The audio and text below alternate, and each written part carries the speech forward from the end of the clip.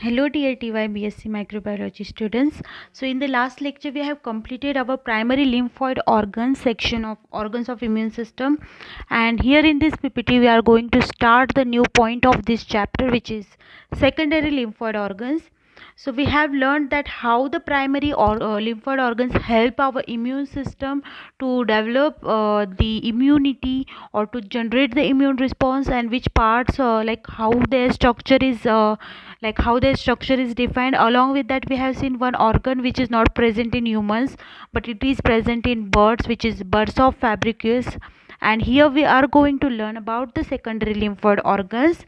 So talking about the secondary lymphoid organs, they are the one who activate the primary the cells like lymphocytes, which are developed from the primary lymphoid organs, where they mature in the primary lymphoid organ and they get activated or they get functioned in the secondary lymphoid organs.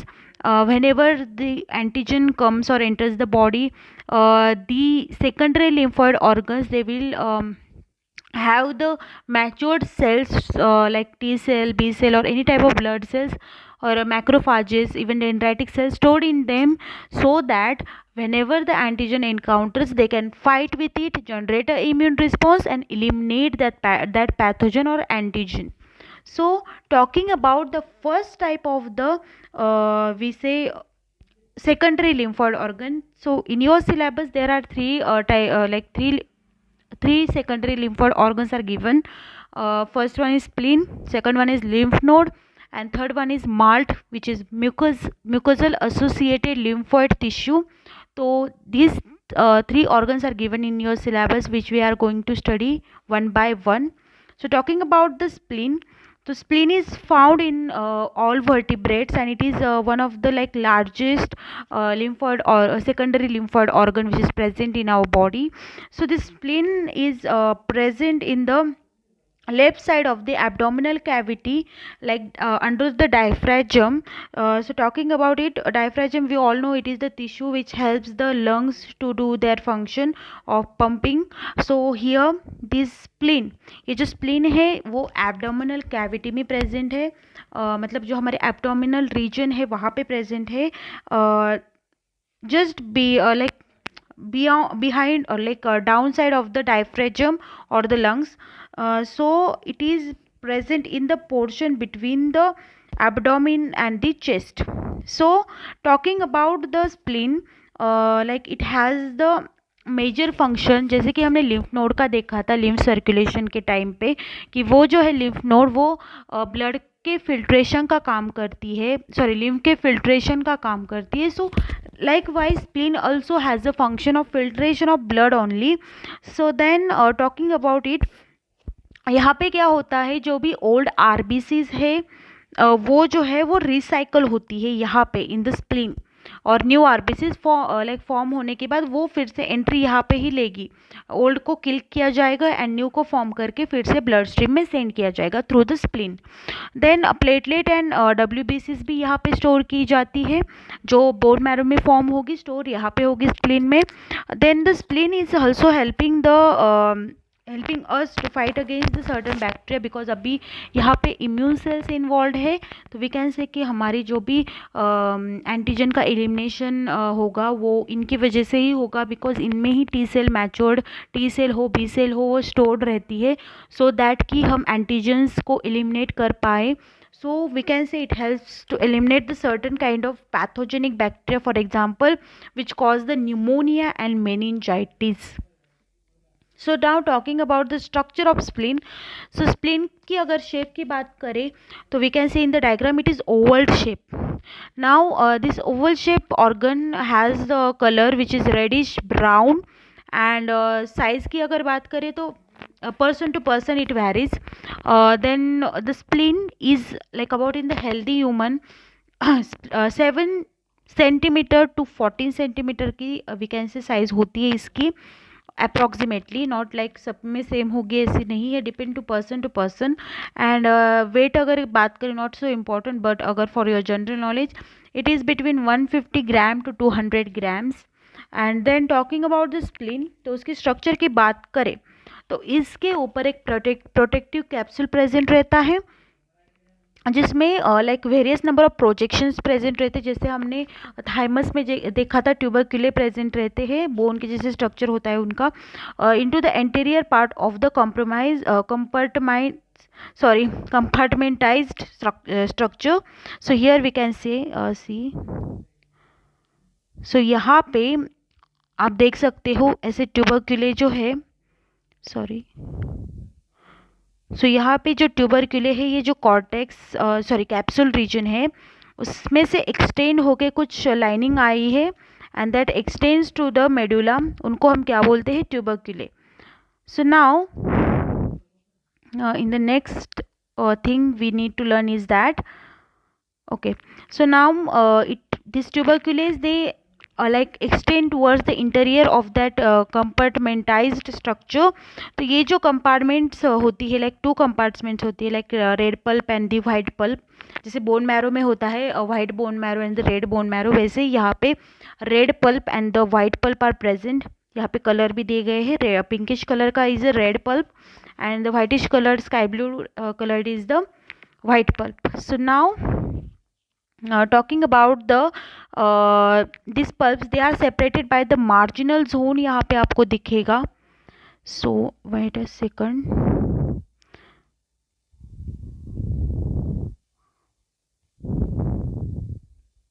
So this marginal zone is like present here. You can see this lining which is present in between this pink colored portion and the white colored portion is called as the marginal zone, जो separating like factor है जो separate करेगा white pulp and the red pulp को. Then talking about the red pulp consists of the, because उसका red color naturally हम कह सकते हैं कि रेड कलर आता है बिकॉज ऑफ आरबीसी. तो आरबीसी की वजह से ही वहाँ पे रेड कलर आता है, बिकॉज वहाँ पे एक्चुअली आरबीसी प्रेजेंट रहती, जो ओल्ड आरबीसी होती है उनको वहाँ पे रिसाइकल किया जाता है, डिस्ट्रॉय किया जाता है, रिमूव किया जाता है. अलॉन्ग विद दैट वहाँ पे मैक्रोफाजेस होती है एंड द न्यूमरस आरबीसीज होती है एंड फ्यू लिम्फोसाइट्स होती है. मतलब थोड़ी सी लिम्फोसाइट्स होगी, ज़्यादा से ज़्यादा तो वहाँ पे आरबीसीज होगी, इसकी वजह से वहाँ पे रेड कलर आता है, we can say. So talking about the white pulp, it has the branches of the splenic artery forming the periarteriolar lymphoid sheath populated by the T lymphocyte. तो यहाँ पे you can see, यहाँ पे white pulp की बात करें तो you can see there are the splenic arteries. तो यहाँ पे periarticular lymphoid sheath present है here. This whatever sky blue portion you see here which are going to surround by the artery, जो भी arteries present है जहाँ से lymph आएगा. तो ये जो आर्टरीज प्रेजेंट रहती है उन आर्टरीज को सराउंड करके कुछ पोर्शन है, उनसे लाइक जॉइंट होके कुछ पोर्शन है, उसको क्या बोला जाता है, पेरी आर्टिकुलर लिम्फॉइड शीथ. जो कवरिंग उसको बोल सकते हैं हम, जो प्रेजेंट रहती ऑन द आर्टरीज, जो लिम्फ में एंटर करती, वो ब्लड भी हो सकती है, ब्लड आर्टरीज भी हो सकती है, या तो फिर लिम्फ आर्टरीज भी हो सकती है. Then talking about the another part which is present in the white pulp. अब ये आर्टरीज मैंने आपको बोला, उनके अराउंड जो रीजन है पेरी आर्टिकुलर लिम्फॉइड शीथ, इनमें जो है टी लिम्फोसाइट्स, जो भी रीजन है ना वहाँ पे थोड़ा बहुत उसमें टी लिम्फोसाइट्स प्रेजेंट रहती है. Then primary lymphoid follicles are rich in the B cells and some of them contain the germinal centres. तो फॉलिकल्स क्या होती है, फॉलिकल्स होती है एक सैक लाइक स्ट्रक्चर, गोल और सैक हम उनको बोल सकते हैं. अब वो जो सैक्स है आपको दिख रहा होगा यहाँ पे, यहाँ पे आपको दिया गया है प्राइमरी फॉलिकल. ये जो आपको सर्कल्स दिख रहे हैं ना जगह जगह पे, this follicles are this structures like sac like structure को हम बोलते हैं फॉलिकल्स, जिनमें जनरली लिम्फोसाइट्स प्रेजेंट रहती है. They are rich in the B lymphocyte, उन्हीं में एक्चुअली बी सेल्स रहती है. And they have the germinal centre, जो आपको दिख रहा है कि इनमें जो है, sorry, you can see here, यहाँ पे आप देख सकते हो उनमें कुछ वाइट कलर पोर्शन है एट द सेंटर, जिसमें जिसको जर्मिनल सेंटर बोला जाता है. तो ये प्राइमरी फॉलिकल है जो डेवलप होकर इस सेंटर में नए नए सेल्स फॉर्म करेगी एंड इस गैप को हम जर्मिनल सेंटर बोलते हैं। ये प्राइमरी फॉलिकल में प्रेजेंट रहता है जर्मिनल सेंटर। सेकेंडरी फॉलिकल जब ये मैच्योर होंगे तो वो ऐसे दिखेंगे लाइक स्मॉल स्मॉल सेल्स। तो ये जो जर्मिनल फॉलिकल लाइक सेंटर्स है they are present only in the primary follicles. Secondary follicle जब वो फॉर्म होंगे उनमें नहीं रहता जर्मिनल सेंटर, वो उनमें फुल ग्रोन सेल्स रहते हैं, लाइक फुल सेल्स रहते हैं, उनमें एपिथेलियम वगैरह भी डेवलप रहता है। Then talking about again the structure of spleen, so the marginal zone is located in the peripheral to the pulse and is populated by the lymphocytes and the macrophages। तो हमने वहाँ पे marginal zone भी देखा यहाँ पे। So you can see this marginal zone जो wait a minute, this marginal zone which separates the red pulp and the white pulp, जो आपको बोला था मैंने दूसरे। So this marginal zone which is like separation part of border of the red pulp and the white pulp, तो उसमें भी जो है कुछ स्ट्रक्चर प्रेजेंट रहते, like it has the macrophages and the lymphocytes again। So this marginal zone यहाँ पे क्या होता है actually, it is antigen is trapped by the dendritic cell, interdigiting dendritic cell mean कि वो आपस में चिपके हुए डेंड्राइटिक सेल्स होंगे। वो जो डेंड्राइटिक सेल्स है जो मार्जिनल जोन पे रहते हैं, बॉर्डर पे रहते हैं of the red pulp and white pulp, वो सेल्स क्या करेंगे, एंटीजन को ट्रैप करेंगे। After that the initial activation of B and T cells takes place in the T cell rich pulp. जहाँ पे भी जहाँ पे भी जो है T cell B cell present रहते ज़्यादा अमाउंट में उस रीजन में, उस बॉर्डर पे, वहाँ के जो टी सेल बी सेल है वो एक्चुअली वहाँ पे जो है एक्टिवेशन होगा टी एंड बी सेल का, क्योंकि वहाँ पे क्या बोला मैंने आपको, वहीं पे एंटीजन ट्रैप होते हैं। जो भी पाल जो रीजन है पाल्स, वहीं पे जो है एंटीजन एक्टिवेट होते हैं, वहीं पे ज़्यादा से ज़्यादा सेल्स प्रेजेंट रहते हैं, टी लिम्फोसाइट बी लिम्फोसाइट, उसके वजह से वो एक्टिवेट जल्दी होंगे। यहाँ पे I can show you. So where the region is present, तो ये जो आर्टरीज के अराउंड जो रीजन है यहाँ पे एक्चुअली यहाँ पे ट्रैप होंगे इन द बॉर्डर एंड वो जाके यहाँ पे एक्चुअली टी सेल का activation, B cell T cell का एक्टिवेशन होगा inside the white we can say white pulp. So now ये हुई स्ट्रक्चर की बात। तो जो ये लिम्फ नोड है उसके जैसे मैंने आपको बोला इसमें सेकेंडरी फॉलिकल्स भी प्रेजेंट रहते हैं, प्राइमरी फॉलिकल्स भी प्रेजेंट रहते हैं, प्राइमरी ही ग्रो होकर सेकेंडरी में फॉर्म कर दे। Then we can say the function of the spleen, spleen के भी फंक्शन है। मैंने आपको बताया है पहले ही कि वो आरबीसी का जो है रिसाइकलिंग करते हैं, दैट मीन्स ओल्ड आरबीसी को वहीं पे किल करके न्यू आरबीसी को जो है सप्लाई करने का काम ये करते हैं। फॉर्मेशन आरबीसी का वी नो बोन मैरो में होता है।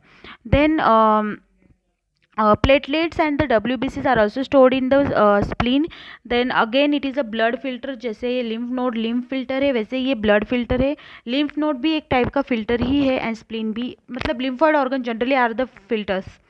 so now the spleen also helps, secondary lymphoid organs are the filters, sorry my mistake। so now the spleen also helps to fight against the certain kinds of bacteria that cause the pneumonia and the meningitis, ये भी बात हुई हमारी। then lymph node हमने lymph circulation में देखा था, lymphoid circulation में और lymphatic circulation में, that lymph is a filter, वो arteries like lymph capillaries में होती है present lymph node जगह जगह पे like swelling जैसे, and they help to filter out because उनमें कुछ सेल्स प्रेजेंट रहती है जिससे वो फिल्टर आउट करेंगे उस लिम्फ को, उसमें जो भी बैक्टीरिया प्रेजेंट है, जो भी वायरस प्रेजेंट है, एंटीजन प्रेजेंट है, उनको किल करेंगे या फिर उनको एलिमिनेट करेंगे। So talking about the lymph node, so here it is a bean shape, that is it is a kidney shaped organ जो mainly neck region thoracic region में present रहता है, और द ट्रंक रीजन जो है body का, आपको पता होगा नेक से एब्डोमेन तक जो रीजन प्रेजेंट रहता है वहीं पे वो ज़्यादा से ज़्यादा प्रेजेंट रहते। They play vital role in the filtration of antigen, जो हमने देखा था during the lymph circulation. Then debris, मतलब जो भी लिम्फ में कुछ भी इम्प्योरिटीज़ हो, कुछ भी लाइक डेब्रिज प्रेजेंट हो, उनको फिल्टर आउट करेगा। and in generation even though it also helps in the generation of the immune response as well, तो immune response भी यहाँ पे generate होगा। बिकॉज इसमें lymphocytes obviously secondary lymphoid organ से इसमें लिम्फोसाइट्स भी प्रेजेंट रहेंगे, तो ये लिम्फोसाइट्स हेल्प करेंगे टू एलिमिनेट द पैथोजन और eliminate the antigen.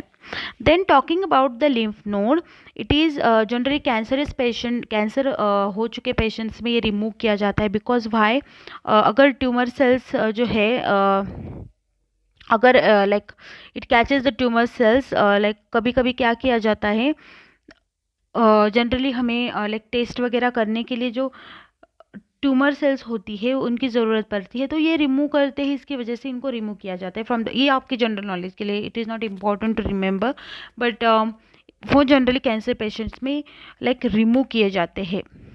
So now talking about their structure, so this capsule is sorry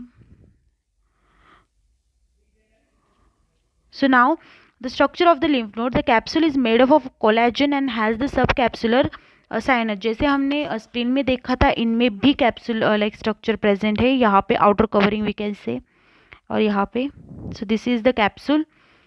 then they are the like, वो capsule किससे बनता है? कोलेजन से, विच इज़ अ मटेरियल जो generally protection के लिए काम आता है. Then the lymph flows from the into the sinus carrying the lymphocyte, antigen processing macrophages and dendritic cell to node, cortex, paracortex and medulla. Generally जो lymph node है उसके 3 parts होते हैं, cortex, paracortex, you can see in this diagram. So here it is cortex, paracortex and the medulla. So now talking about this cortex and paracortex, so यहाँ पे क्या होता है, lymph जनरली जो है साइनस में gets entered into the sinus because subcapsulary region we can say, capsule के नीचे वाला रीजन में वो एंटर होता है, जहाँ पे प्रेजेंट रहते हैं लिम्फोसाइट्स, रहते हैं एंटीजन प्रोसेसिंग माइक्रोफाजेस, डेंड्राइटिक सेल्स. तो ये जो सेल्स प्रेजेंट रहती है उनमें लाइक उनके कॉन्टैक्ट में आता है and it can be like lymph can be filtered. तो अगर एंटीजन हुआ तो ऑब्वियसली वो वहीं पे एलिमिनेट होगा. देन मैक्रोफाजी मॉर्फोलॉजिकली तो 3 रीजन में वो डिवाइड है, like cortex, paracortex and medulla. Then talking about the cortex, cortex की अगर बात करें तो यहाँ पे अगर हमने बात की कॉर्टेक्स रीजन की, जो आउटर रीजन होता है, थोड़ा गैप यहाँ पे आपको दिख रहा होगा. सो ये जो कॉर्टेक्स रीजन है, it has some kind of the cells like lymphocytes, mostly B cells, macrophages and the follicular dendritic cell, मतलब dendritic cells present in the sac and arrange in a primary follicle. सो यहाँ पे क्या होता है, dendritic cell कुछ free भी रहते हैं एंड कुछ फॉलिकुलर भी रहते हैं, मतलब वो कुछ फॉलिकल्स में भी प्रेजेंट रहते हैं, सैक्स में प्रेजेंट रहते हैं. सो इन सैक्स में क्या होते हैं, जैसे मैंने स्प्लीन में बताया आपको, वहाँ पे सैक्स प्रेजेंट रहते हैं and in that sacs there are lymphocytes, there are macrophages, there are dendritic cells which are arrange. यहाँ पे आपको दिख रहा होगा sac like structures. Here you can see the sac like structures, जो यहाँ पे छोटे छोटे structures आपको दिख रहे हैं, they are nothing but the primary or the secondary follicles. Then talking about even here, so now talking about the primary follicles, they enlarge into the secondary follicle containing the germinal center. सो यहाँ पे क्या होता है कि जो primary follicles है, मैंने आपको गलती से वहाँ पे गलत बताया, यहाँ पे हमने देखा था स्प्लीन में दैट फॉलिकल्स जो होती है they have the germinal centre और they don't have the germinal centre. तो यहाँ पे अगर प्राइमरी फॉलिकल्स की बात करें वो थोड़े छोटे होते हैं, ये वाले प्राइमरी फॉलिकल्स होते हैं, एंड सेकेंडरी फॉलिकल्स थोड़े जर्मिनेट लाइक बड़े हो जाते हैं, इसकी वजह से उनमें जर्मिनल सेंटर आ जाता है, उनमें जो लाइक सेंटर में कुछ कैविटी जैसे आ जाता है, वो थोड़े बड़े हो जाते दे. यहाँ पे तो ये प्राइमरी फॉलिकल के जैसे दिया गया है, बट जनरली वो सेकेंडरी फॉलिकल होते, इससे भी बड़े होंगे वो. So they have the germinal centre. So now मतलब बेसिकली आप ये याद रखो कि उनमें फॉलिकल प्रेजेंट रहते हैं, primary follicle and the secondary follicle. तो प्राइमरी फॉलिकल्स जो होते हैं वो थोड़े छोटे होते हैं, सेकेंडरी फॉलिकल्स उनसे तो बड़े ही होते हैं, and they have the germinal centre because वो ग्रो होने की वजह से उनमें लाइक सेंटर में थोड़ा रीजन या स्पेस रह जाता है. Then talking about the paracortex region, जो कॉर्टेक्स के बिलो प्रेजेंट रहता, it has the T lymphocyte, it has the dendritic cell, and then they also has the dendritic cell thought to have migrated from the tissue to the node. तो वो जो भी tissue से node तक जो है migration भी कैसे वो कैरी आउट हुआ है डेंड्राइटिक सेल का, मतलब थोड़े अमाउंट में डेंड्राइटिक सेल प्रेजेंट रहते. The inner most region of the lymph node, the medulla is more sparsely populated with the lymphoid lineage cell. For those present, many are plasma cells actively secreting the antibody molecules. तो यहाँ पे अगर हम inner most reason की बात करें which is medulla, तो उनमें जो है लाइक प्लाज्मा सेल्स जो है वो ज़्यादा प्रेजेंट रहते, जो जनरली एंटीबॉडी सिक्रेट करते, तो वो इनर मोस्ट रीजन में रहते which is the medulla region. So you can see the inner most region जो है उसमें, here you can see the medulla. तो यहाँ पे इनर मोस्ट रीजन या यहाँ पे inner most region is called as medulla, and this medulla has the like very important cells which are plasma cells of B cells जो generally antibody produce करते. Then the medulla is in the core of the lymph node mainly possesses the T lymphocytes. उनमें like plasma cells भी रहते हैं और उनमें जो है टी सेल्स भी बहुत ज़्यादा प्रेजेंट रहते हैं. देन बिकॉज हमें पता है कुछ टी सेल्स भी होते हैं जो एंटीबॉडी प्रोड्यूस करते हैं, एंड बी सेल के प्लाज्मा सेल्स बहुत इंपॉर्टेंट सेल्स है जो एंटीबॉडीज एक्चुअली प्रोड्यूस करते हैं. देन फंक्शन की अगर बात करें तो हमें पता है first function is to drainage का फंक्शन है, दैट इज़ कि वो फ्लूइड जो है लिम्फ जो है उस सर्कुलेट होता है तो उसका फिल्ट्रेशन का ये काम करेगा. इवन उस फ्लूइड को जो है टिश्यू में भी लाइक हाँ टिश्यूज़ में भी पास कर सकता है वो. देन ब्लड स्ट्रीम टू टिश्यूज़ का अगर उसको कुछ फ्लूइड का पैसेज करना हो ब्लड को तो वो भी कभी कभी लिम्फ नोड से होता है. And then filtering of the blood is very important function. Then raise in the immune reaction and fight against the microbial infection. आपको पता है उसमें माइक्रोफाजेज टी लिम्फोसाइट्स वगैरह प्रेजेंट रहती है, that is how it is going to fight the infectious disease. Then अगर overall अगर हम बात करें इन दो लिम्फॉइड ऑर्गन्स की, हम थर्ड वाला नेक्स्ट पॉइंट में डिस्कस करेंगे. So here what happen is that overall summary. तो जो पहले हमने सीखा स्प्लीन, तो स्प्लीन में हमने क्या देखा कि it is also like very similar structure है लिम्फ नोड के एंड स्प्लीन के ओवरऑल स्ट्रक्चर्स. सो उनमें भी फॉलिकल्स रहते हैं, प्राइमरी फॉलिकल्स जो छोटे होते हैं, सेकेंडरी फॉलिकल्स थोड़े बड़े होते हैं. उनमें फॉलिकल्स में actually T lymphocyte B lymphocyte या फिर डेंड्राइटिक सेल्स प्रेजेंट रहते हैं. Then along with that spleen का स्ट्रक्चर थोड़ा ओवल शेप का होता है. Here this lymph node has the structure which is kidney shaped. इसमें जो है ट्यूबरक्यूले वगैरह प्रेजेंट रहते हैं. उसमें 3 रीजन है, cortex, paracortex and the third one is the medulla. यहाँ पे बस red pulp and the white pulp are the important region. तो उसमें भी फिर ट्यूबरक्यूले आता है स्प्लीन में. देन वहाँ पे भी जो पाल्स रीजन है वो भी आता है, मतलब जो आर्टरीज के अराउंड जो रीजन प्रेजेंट रहता है उसको पाल्स बोला जाता है, वो भी आता है इन द स्प्लीन.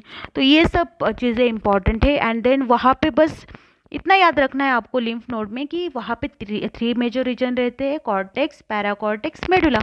मेडुला जो है वहाँ पे फॉलिकल्स वगैरह प्रेजेंट रहती है, वहाँ पे प्लाज्मा सेल्स रहती है, लिम्फोसाइट्स रहती है, पैराकॉर्टेक्स में भी लिम्फोसाइट्स रहती है.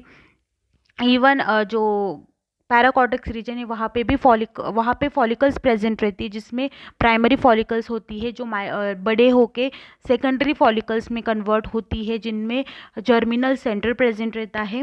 अलॉन्ग विद दैट यहाँ पे अगर फंक्शन की बात करें, हमें दोनों का भी फंक्शन एक ही है कि फिल्ट्रेशन.